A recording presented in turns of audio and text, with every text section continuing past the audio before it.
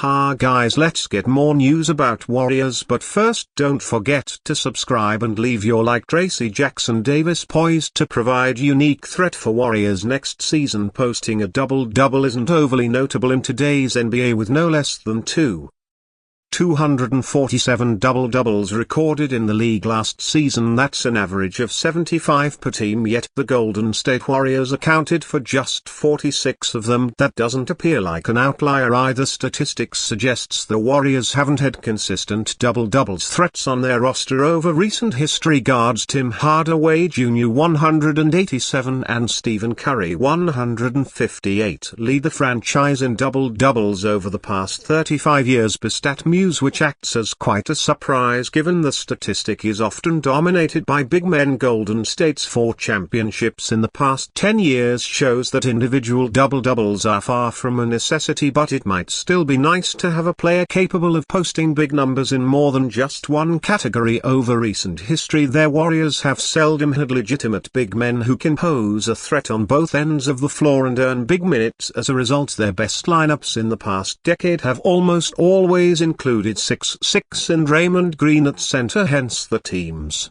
lack of double-doubles compared to the remainder of the league. Perhaps Tracy Jackson Davis could be the one to change that. Last year's 57th overall pick posted 6 double-doubles in his rookie season, but it wasn't until late in the campaign where he started earning major minutes across the final 22 games of the season. From March 6 onwards, Jackson Davis averaged 11.0 points and 7.2 rebounds in 24.6 minutes per game. Basketball References per 36-minute projection for the 24-year-old next season is 17.5 points and 10.5 rebounds, suggesting that he could become a nightly double-double threat if his role expands to over 25 minutes per game. Jackson Davis averaged 20.9 points and 10.9 rebounds in his final collegiate season at Indiana, while also posting 4.0 assists and 2.9 blocks in his 34.5 minutes per game, having already shown a thrilling combination of shot blocking, rebounding and athletic finishing at the rim in his rookie year. The 6'9" in big man is expected to be Golden State's primary center option entering next season. While it won't necessarily be the difference on the Warriors' fortunes next season, Jackson Davis does bring an element that's been rather unique over recent franchise history and could act as an exciting element for fans to follow. Tease time: a healthy Tari needs to step up for Rockets this season. Tari is a young man. He is also a very talented basketball player. The only thing that outweighs his talent might be his heart and effort. That being said, young Tari made one of the biggest mistakes of any Rockets player last season, and he wasn't even on the floor. He poked the Golden State Warriors' Draymond Green notoriously stated in an interview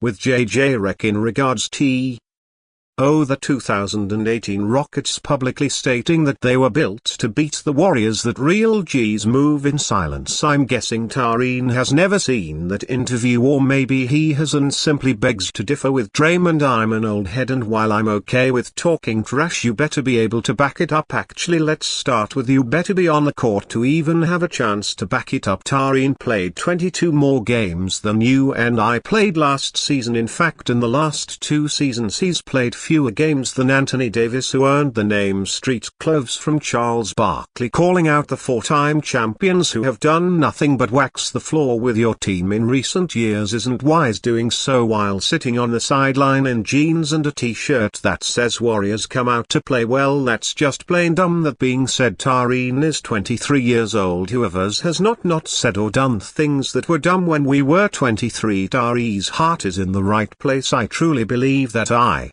remember being a youngster and believing my game had gotten to the point where I was ready to beat my pop. Now, I may not have talked trash to the level of Tari, but I was brash and confidey. After all, I was faster, I could jump higher, and I'd watched enough and won mixeds that my handle would make hot sauce. do a double take, but time and time again he beat me, or as he put it, took me to school. Frustrating as it was, not only did it humble me, but it made me work harder and it made me better. Tari wants what the Golden State Warriors have, no doubt, and when he's healthy he can be just the type of role player to help franchise achieve the ultimate goal, a championship. A healthy Tari that continues to develop is the obvious choice to replace the enforcer Dillon Brooks in the starting lineup, but this season he has got to stay on the floor, and if he can, then the Rockets can potentially keep a premier on-ball defender and someone with relentless hustle on the floor for all 48 minutes between Eason and Brooks. His ability to rebound offensively, his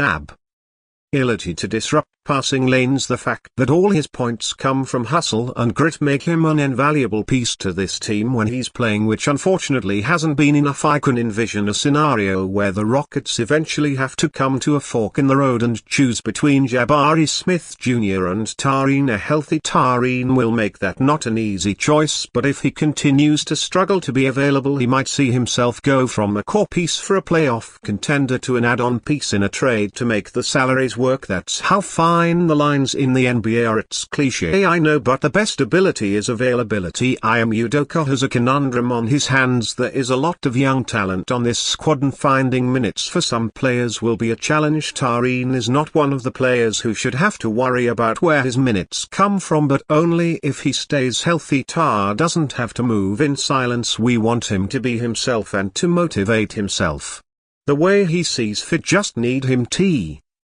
refrain from motivating the four-time champions to dog-walk his teammates as he sits on the sideline looking like a kid who got put in the corner. But much like when was a 14-year-old kid, I hope Tar has learned the very valuable lesson my pop taught me: something about your mouth writing checks that another part of your anatomy can't cash. You catch my drift? Grade the trade. Warriors go all in for Jimmy Butler. Indiana blockbuster mock trade scenario. The Golden State Warriors are heading into the 2024-22 season with an uncertain future as the franchise hopes that replacing Klay Thompson and Chris Paul with Buddy Hield to Anthony Melton and Kyle Anderson will improve results this season, but in an ultra-competitive West these moves might not be enough to compete alongside the top four franchise that failed to make the playoffs last season. On the other conference, the Miami Heat are approaching the end of the road for their run with Jimmy Butler. His future with the franchise looks cloudy after reports that he expects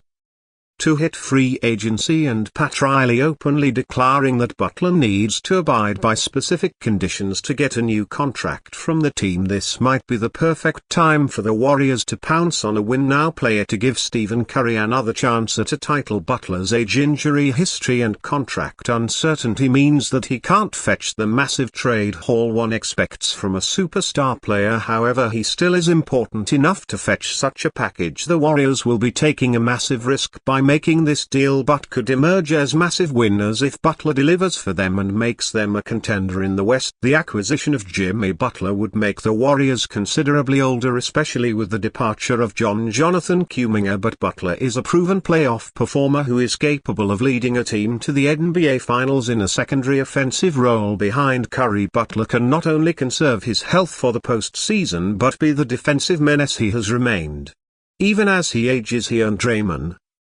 Green can be conductors of a fierce defensive setup. Butler averaged 20.8 points, 5.3 rebounds and 5.0 assists last season, struggling with injuries for a big chunk of the regular season and getting hurt during the play-in tournament. He's proven he can be one of the league's most clutch performers provided he has the right infrastructure around him to support him. The Warriors have the perfect weapons for that, with the likes of Green to Anthony Melton and breakout sophomore Brandon Podey. Josh Richardson is a multi-positional asset who could be a valuable 3-and-D veteran for the Warriors when needed. He averaged 9.9 points, 2.8 rebounds and 2.4 assists last season. The losses of multiple rotational players won't be easy to replace, especially a leader like Looney, but there are options on the market for centers to play behind Tracy, Jackson Davis and Draymond, with Green expected to continue playing minutes at center for the franchise. This is a risk, but it might be worthwhile to maximize the